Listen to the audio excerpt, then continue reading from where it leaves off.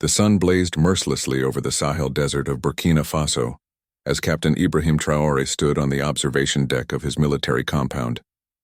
The young leader, who had recently taken control of the West African nation through a military coup, gazed out at the endless expanse of sand and scrubland that stretched beyond the horizon.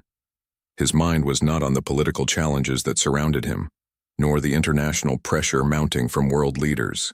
Instead, he was focused on something far more unusual and ambitious. 3 months earlier, a peculiar report had landed on his desk from the Ministry of Agriculture. Dr. Amina Ouedraogo, the country's leading agricultural scientist, had presented him with startling research about rapid desertification threatening their nation's food security.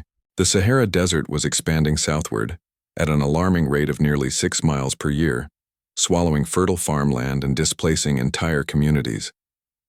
Traditional methods of combating desertification had failed repeatedly, and international aid seemed to focus more on temporary relief than permanent solutions.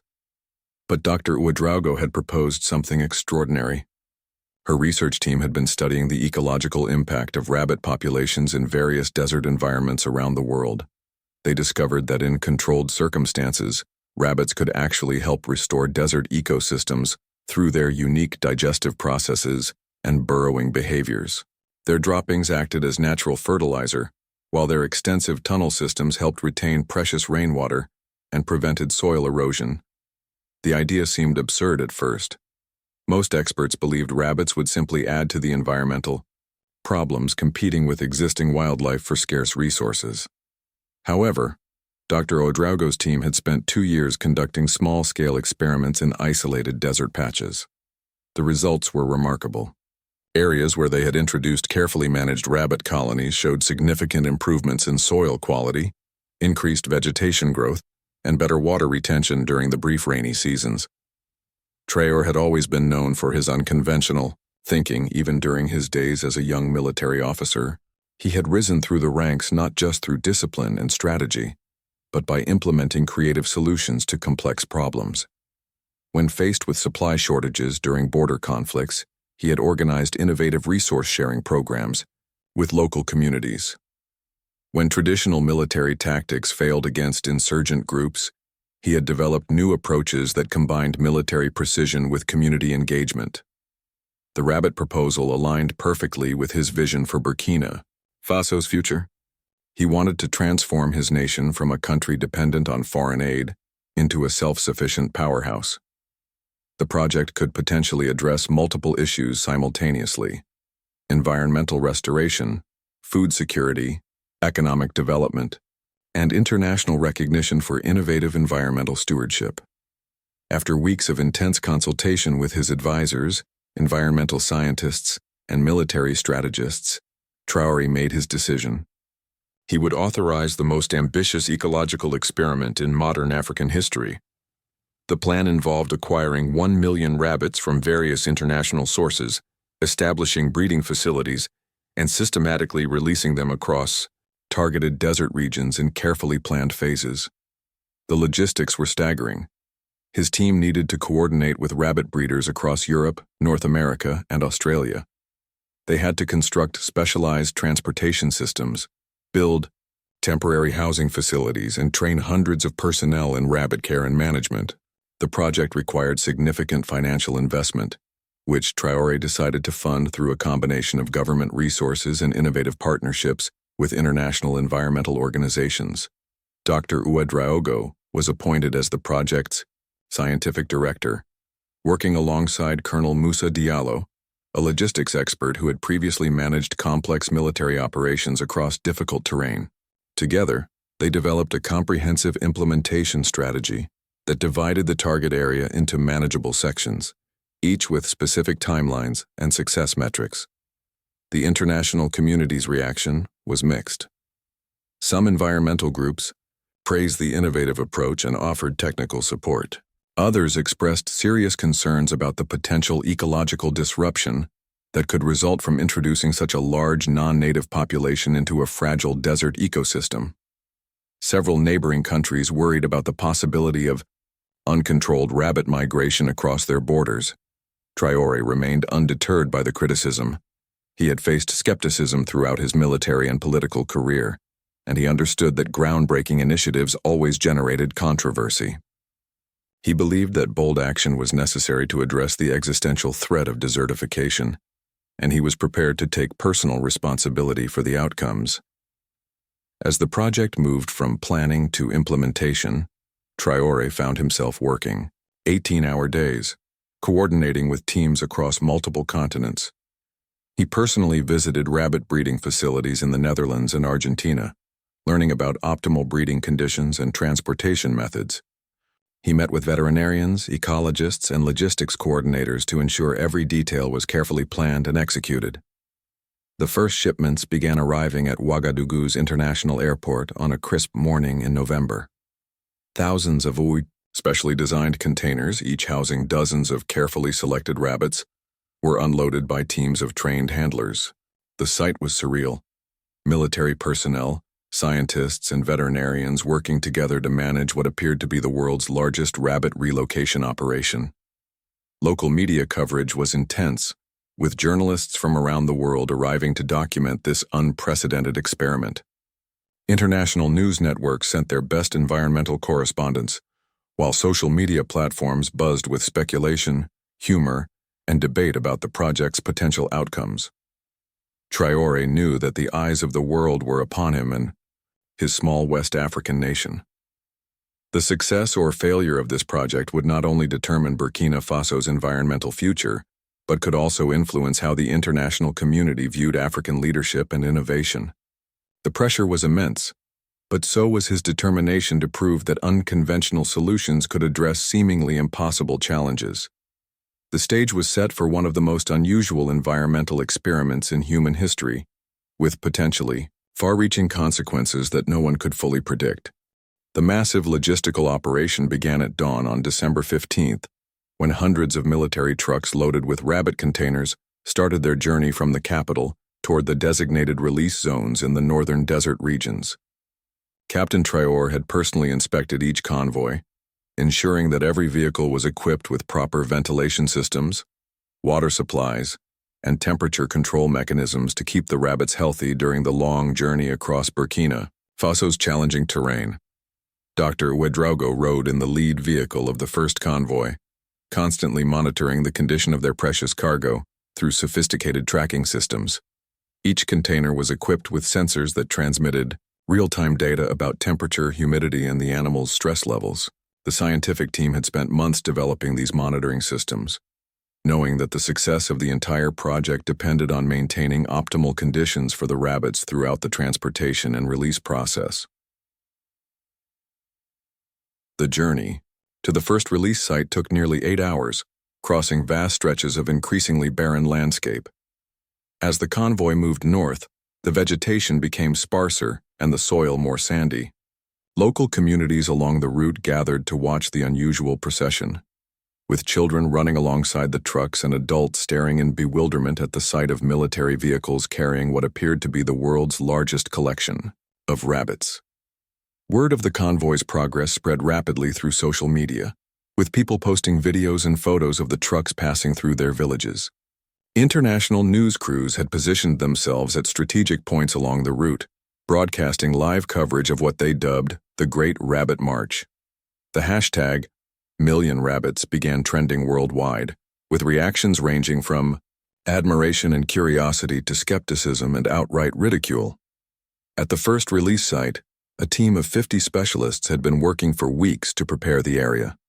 They had constructed temporary shelters, installed water collection systems, and established monitoring stations equipped with cameras and scientific instruments. The site covered approximately 500 square kilometers of desert terrain that had been carefully selected based on geological surveys, water table analysis, and existing vegetation patterns. The release process was methodical and carefully orchestrated. Teams of handlers opened each container slowly, allowing the rabbits to acclimate to their new environment gradually. Dr. Ouedraogo had insisted on this approach after studying similar animal relocation projects around the world. Rushed releases often resulted in high mortality rates and unsuccessful adaptation, but gradual introduction gave the animals time to adjust to new temperature, humidity, and terrain conditions. The first group of 50,000 rabbits was released over a period of 3 days. Each animal had been tagged with a small electronic chip that would allow researchers to track their movements, health, and breeding patterns. The rabbits emerged cautiously from their containers, sniffing the air and exploring their surroundings, with typical rabbit wariness. Many immediately began digging burrows in the sandy soil, following their natural instincts to create secure shelter. Colonel Diallo coordinated the security aspects of the operation, ensuring that the release sites were protected from potential interference by curious locals, journalists, or wildlife that might prey on the newly introduced rabbits. He had stationed guards at strategic points around the perimeter, not to keep people out entirely, but to maintain controlled access that wouldn't disrupt the delicate process of ecosystem introduction. The international reaction to the actual release was immediate and intense. Environmental scientists from universities around the world began publishing papers and opinion pieces about the potential consequences of the project. Some praised Traore's boldness and innovative thinking, arguing that traditional approaches to desertification had consistently failed and that radical solutions deserved serious consideration. However, a significant portion of the scientific community expressed grave concerns. Dr. Margaret Thompson from Oxford University warned that introducing such a large population of non-native species could disrupt existing food chains and compete with indigenous animals for limited resources.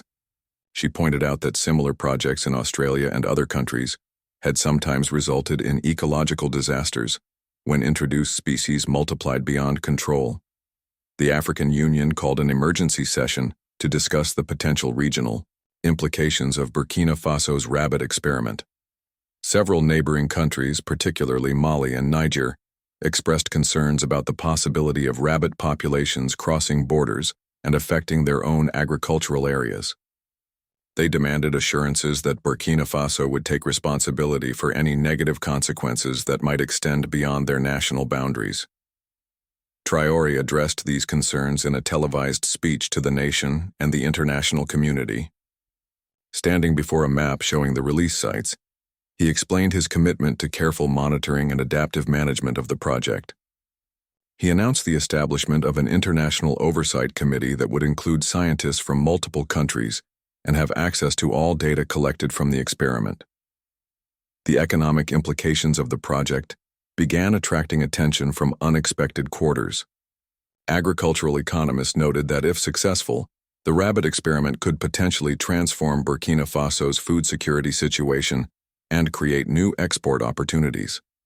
Rabbit meat was a valuable protein source in many international markets, and rabbit fur had commercial applications in textile industries.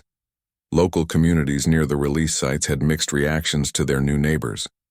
Some villagers were excited about the possibility of improved soil conditions that might allow them to expand their farming activities. Others worried about potential crop damage if the rabbit population grew too quickly or moved into agricultural areas. Traditional hunters in the region saw both opportunities and challenges. Rabbits could provide a new source of protein for communities that had struggled with food security, but they also might compete with indigenous game animals that local people had hunted for generations. Dr. Ouedraogo established a comprehensive monitoring program that included daily surveys of rabbit populations, vegetation changes, soil composition analysis, and water retention measurements. Teams of local researchers trained specifically for this project collected data from hundreds of monitoring points across the release areas. The first week after release showed promising initial results.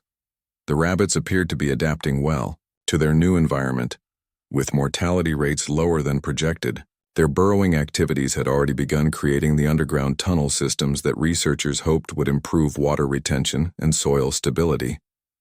However, unexpected challenges also emerged. Some rabbit groups had moved beyond the designated areas more quickly than anticipated, requiring adjustment of containment strategies. A few local predator species, including desert foxes and birds of prey, had begun concentrating near the release sites, attracted by the sudden abundance of prey. As the first month of the experiment concluded, Traore found himself at the center of one of the most closely watched environmental projects in recent history. The success or failure of his million rabbit gamble would not only determine Burkina Faso's environmental future, but could influence how developing nations approached innovative solutions to climate change and environmental degradation. 3 months after the initial release, the results were beginning to exceed everyone's expectations, but not in the ways anyone had predicted. Dr. Ouedraogo stood in what had once been barren desert, now dotted with patches of green vegetation that seemed to appear almost overnight.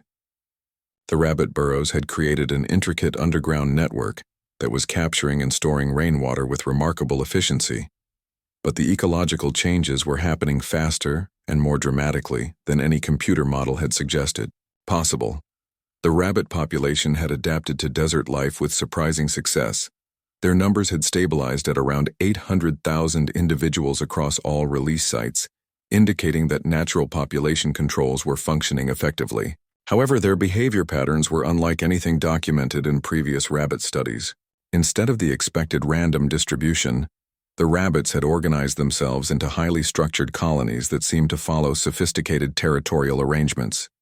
Each colony had developed specialized roles, with some groups focusing on deep burrowing activities while others concentrated on surface foraging and vegetation management. The burrowing specialist had created tunnel systems that extended up to 15 feet below ground, far deeper than typical rabbit warrens. These extensive underground networks were creating natural irrigation systems that channeled precious rainwater to areas where it could support plant growth. The vegetation response was the most dramatic, unexpected outcome. Indigenous desert plants that had been dormant or barely surviving began flourishing in areas surrounding rabbit colonies. But more surprisingly, seeds from plants that had been absent from the region for decades began sprouting, apparently brought to the surface by the rabbits' extensive digging activities. Botanists theorized that these seeds had been buried in the sand for years, waiting for the right conditions to germinate. Captain Traore received daily reports that read like science fiction. Satellite imagery showed expanding green patches across the desert landscape, visible from space and growing larger each week. International space agencies began dedicating satellite time to monitor the changes, creating time-lapse videos that went viral on social media platforms worldwide. The local community's relationship with the rabbit population had evolved into something unprecedented. Instead of viewing them as pests or simply as a food source, many villages had begun developing symbiotic relationships with nearby colonies. Farmers discovered that areas where rabbits had been active showed significantly improved soil quality, allowing them to expand their cultivated areas and grow crops that had been impossible in the region for generations. A remarkable example occurred in the village of Gorom Gorom, where farmer Amadou Sankara had been struggling to grow millet on increasingly barren land. After rabbit colonies established themselves near his fields, he noticed that his crop yields increased by over 300% in a single growing season. The rabbit droppings had enriched the soil with nitrogen and other essential nutrients, while their burrowing activities had improved soil structure and water retention. The economic implications began attracting international attention from unexpected sectors. Agricultural corporations from Europe and North America sent representatives to study the changes in Burkina Faso's desert regions.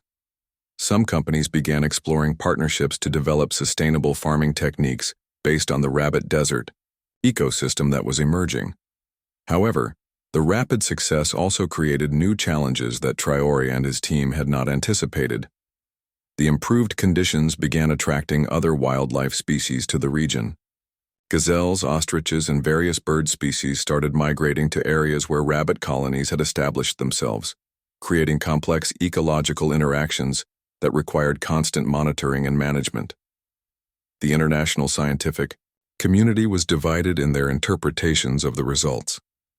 Dr. James Mitchell from the University of California, Berkeley, led a team of researchers who traveled to Burkina Faso to conduct independent studies of the rabbit colonies. His preliminary findings suggested that the project was creating a unique desert ecosystem that had no parallel in recorded ecological history. Environmental critics, however, raised concerns about the long-term sustainability of the changes. Dr. Elena Rodriguez from the Madrid Institute of Environmental Sciences warned that the rapid ecological transformation might be creating an artificial ecosystem that could collapse if external conditions changed. She argued that the rabbit population might be using up stored resources in the desert soil that had accumulated over centuries, creating temporary improvements that couldn't be sustained indefinitely. The political implications of the project's apparent success began affecting regional relationships in unexpected ways. Several African leaders, including those from Niger, Chad, and Mali, requested meetings with Traore to discuss the possibility of expanding the rabbit program to their territories.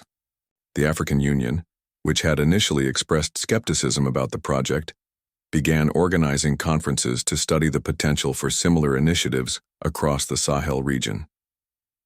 International environmental organizations found themselves in awkward positions. Groups that had initially criticized the project as reckless experimentation now faced pressure to acknowledge its apparent success. Some organizations quietly began funding research into similar approaches for other desert regions around the world, while maintaining public positions that emphasized caution and the need for more long-term studies. The media attention reached unprecedented levels when a BBC documentary crew produced a film titled The Rabbit Revolution that showcased the transformation of Burkina Faso's desert landscape. The documentary featured aerial footage of the expanding green areas, interviews with local farmers whose lives had been transformed, and scientific analysis of the ecological changes taking place. Social media platforms exploded with content related to the Rabbit Project. Environmental activists who had initially mocked the idea began sharing before and after satellite images showing the dramatic changes in the landscape. The hashtag Rabbit Revolution began trending globally, with users sharing stories, memes, and debates about the implications of Traore's experiment. Tourism to Burkina Faso increased dramatically as people from around the world traveled to witness the transformation firsthand. The government established guided tours of selected rabbit colony sites, generating revenue that helped fund continued monitoring and expansion of the project.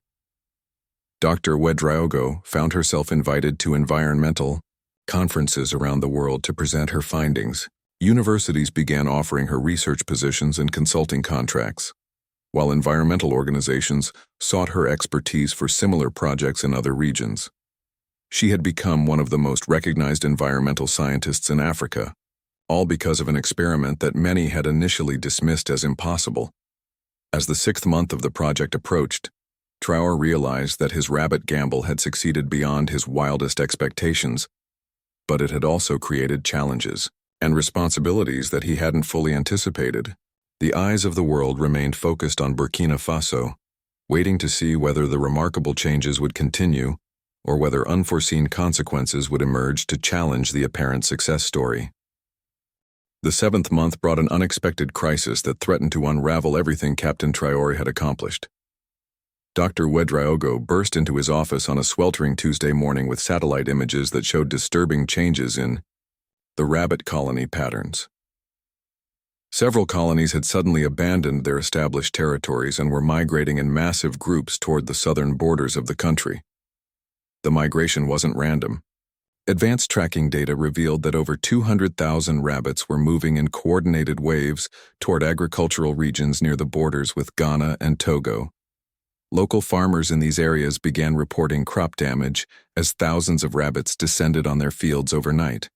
What had been a symbol of environmental success was suddenly threatening to become an agricultural disaster that could destabilize the entire region. Emergency meetings convened around the clock as Traore's team struggled to understand what was driving the sudden behavioral change. Dr. Ouedraogo's research indicated that recent changes in rainfall patterns might have triggered ancient migration instincts in the rabbit population. An unexpected drought in the northern regions, combined with improved conditions in the south, had created environmental pressures that the rabbits were responding to in ways no one had predicted. The international reaction was swift and harsh. Environmental groups that had cautiously supported the project began withdrawing their endorsements. Several European governments, which had provided logistical support for the initial rabbit transportation, issued statements expressing concern about the uncontrolled spread of the population. The phrase ecological disaster began appearing in international headlines for the first time since the project's launch. Neighboring countries activated emergency response protocols. Ghana deployed agricultural extension officers to affected border regions and threatened to bill Burkina Faso for crop damages. Togo closed several border crossings and began constructing temporary barriers to prevent further rabbit incursions. The African Union called an emergency session to address what some members described as an environmental invasion. Captain Traore faced the most serious challenge of his leadership career. The project that had brought him international recognition and appeared to validate his innovative approach to governance now threatened to destroy his credibility and strain relationships with crucial neighboring countries. International media that had celebrated the rabbit revolution began running stories about the dangers of uncontrolled ecological experimentation. The crisis deepened when wildlife biologists discovered that the migrating rabbit populations were carrying parasites and diseases that could affect domestic livestock. Veterinary services across West Africa went on high alert as reports emerged of unusual illnesses in cattle and goats in regions where rabbits had passed through. The potential for a regional agricultural crisis grew more serious each day. However, Dr. Uedraogo's team made a crucial discovery that would change the entire trajectory of the crisis. Detailed analysis of the migration patterns revealed that the rabbits weren't simply fleeing drought conditions or seeking new food sources. They were following underground water sources that human technology had failed to detect. The rabbit colonies had developed such sensitive awareness of subsurface water that they were essentially mapping hidden aquifers across the region. This discovery transformed the crisis into an opportunity of unprecedented proportions.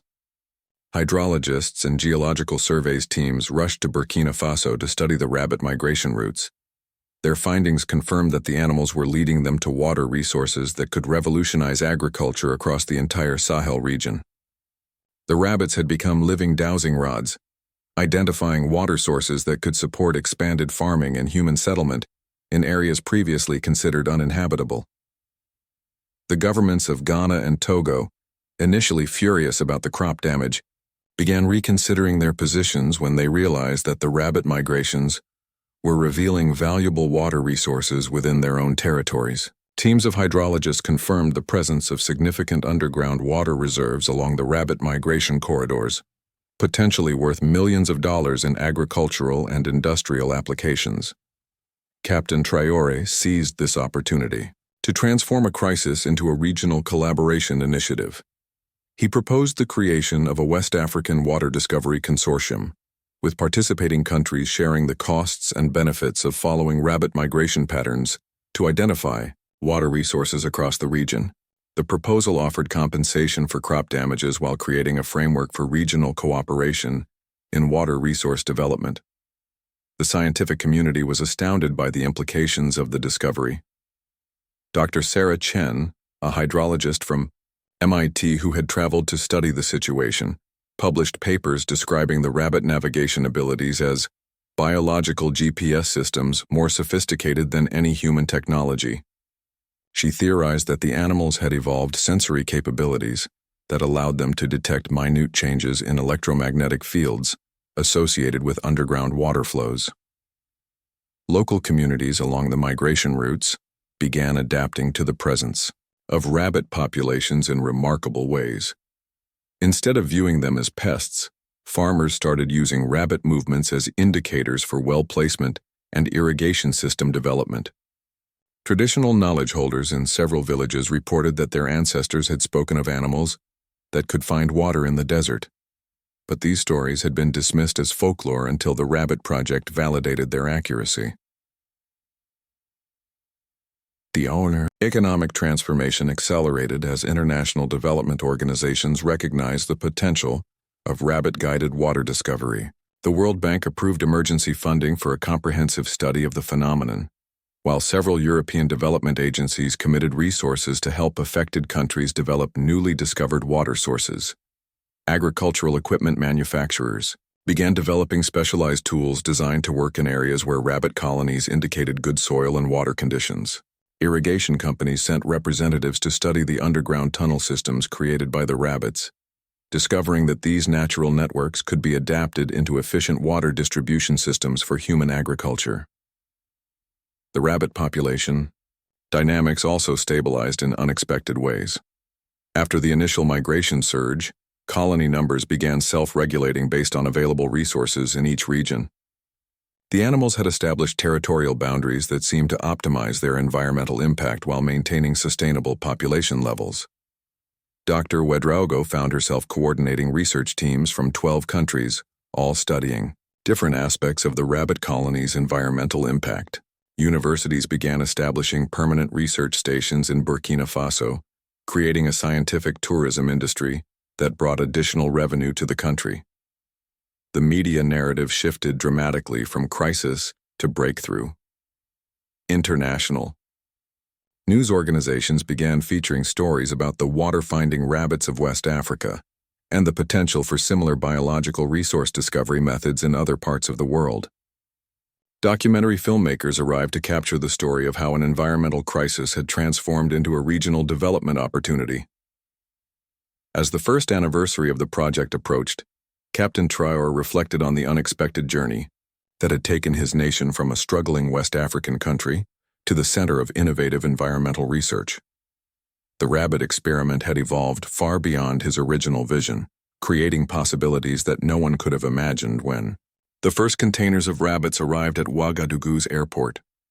1 year after the initial release, Captain Ibrahim Traore stood before the United Nations General Assembly in New York, addressing world leaders about what had become known as the Burkina Faso model of environmental restoration.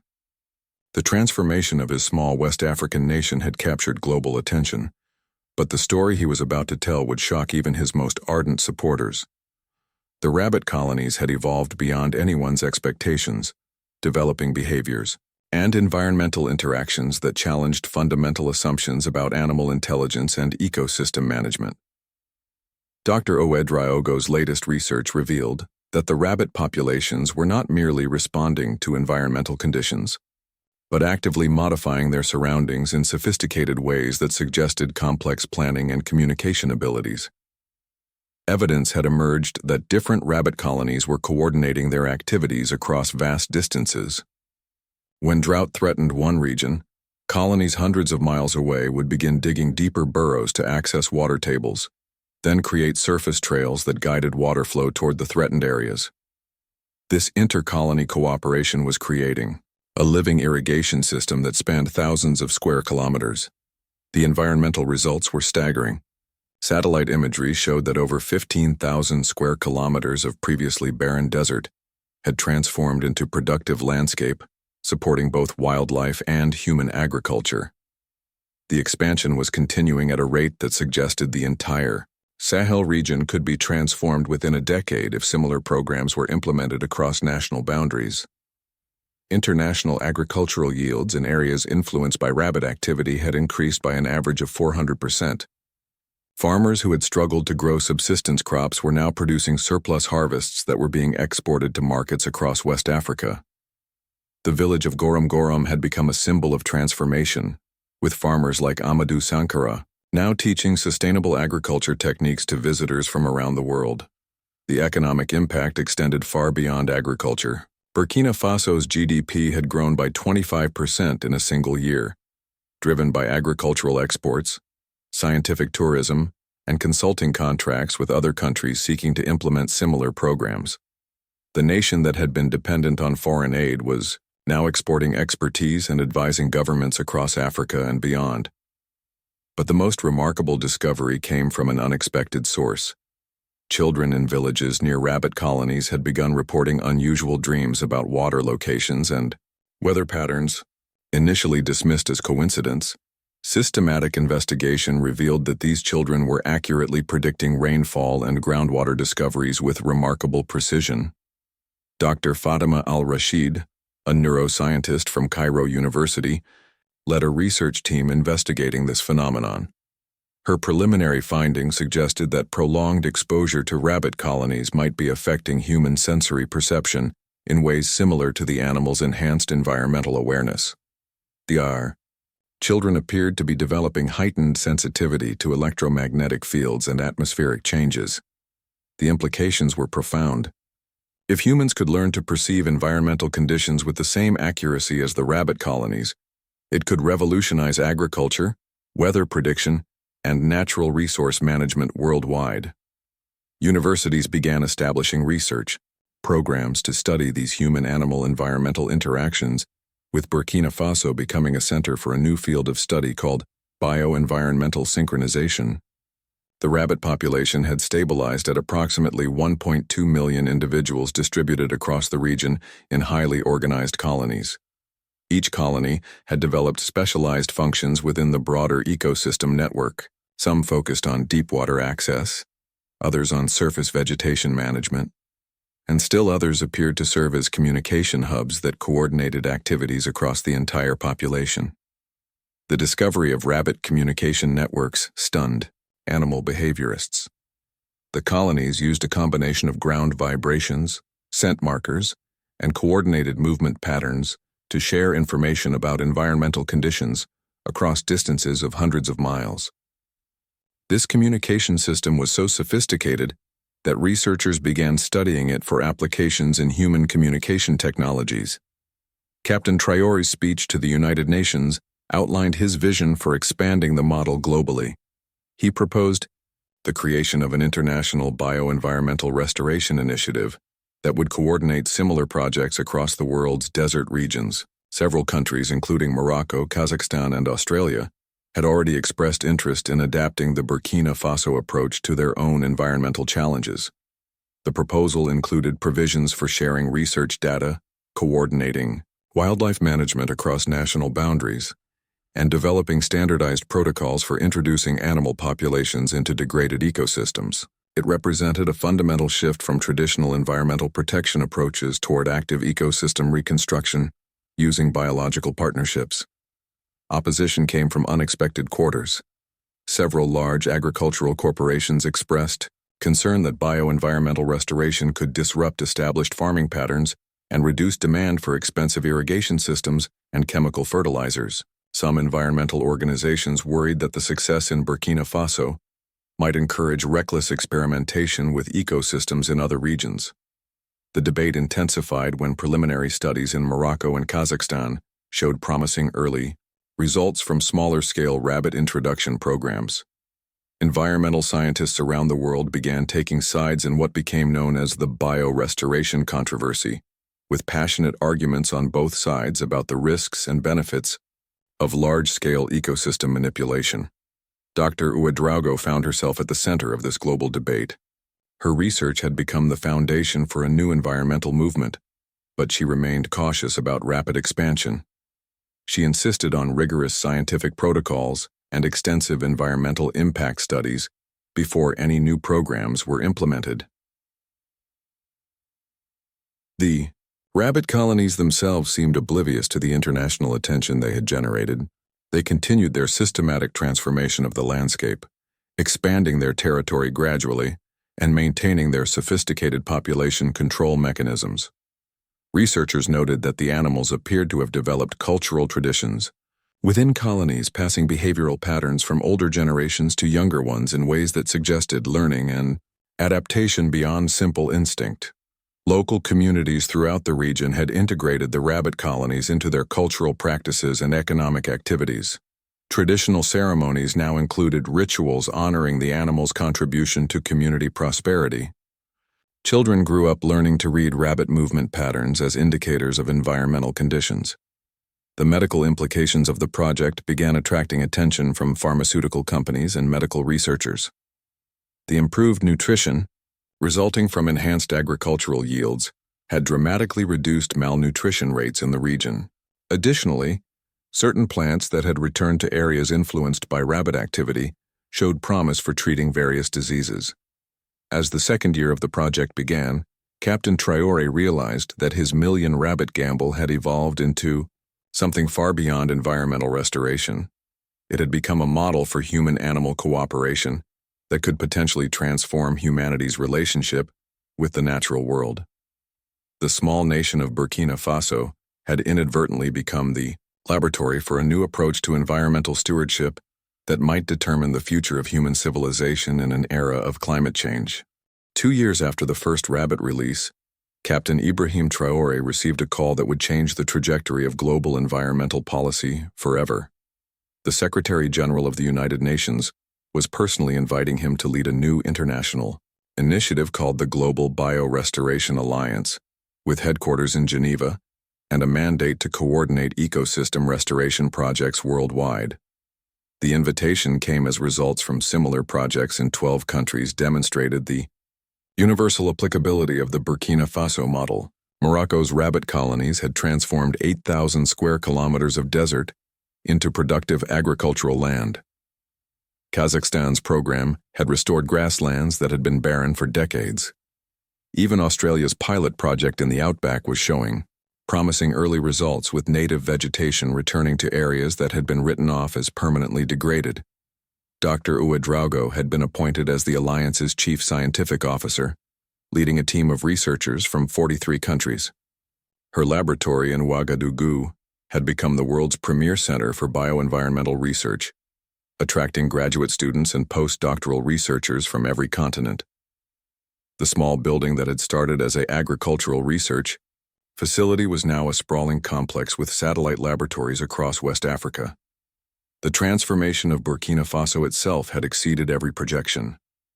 The country's food security index had improved from critical to surplus in just 2 years. Agricultural exports, primarily consisting of crops grown in rabbit-enhanced soils, had become the nation's largest source of foreign currency. Tourism revenue from scientists, environmental enthusiasts, and policymakers visiting the rabbit colonies contributed significantly to the national economy. The village of Garam Garam had become an international symbol of sustainable development. Farmer Amadou Sankara, whose millet yields had increased by 300% in the project's first year, now owned one of the largest agricultural cooperatives in West Africa. His farm had become a training center where agricultural experts from around the world learned techniques for working with bio-enhanced ecosystems. The social changes were equally dramatic. Literacy rates in rural areas had improved significantly, as communities recognized the need for technical knowledge to work effectively with the rabbit colonies. Traditional knowledge holders found themselves collaborating with international scientists, creating new forms of environmental science that combined ancient wisdom with modern research methods. The rabbit colonies had continued evolving in ways that surprised even experienced animal behaviorists. The population had developed what researchers termed ecological engineering behaviors, actively modifying landscapes to optimize conditions for both their own survival and the broader ecosystem. Health. They built water catchment systems during dry seasons, managed vegetation growth to prevent destructive wildfires, and even appeared to cultivate certain plant species that provided optimal nutrition and soil enhancement. The most remarkable development was the emergence of super colonies that coordinated activities across multiple countries. Rabbit populations in Burkina Faso, Mali, and Niger had begun working together to manage water resources and vegetation across national borders. This cross-border cooperation was creating de facto environmental management zones that transcended political boundaries. International law struggled to keep pace with these developments. The rabbit colonies didn't recognize national borders,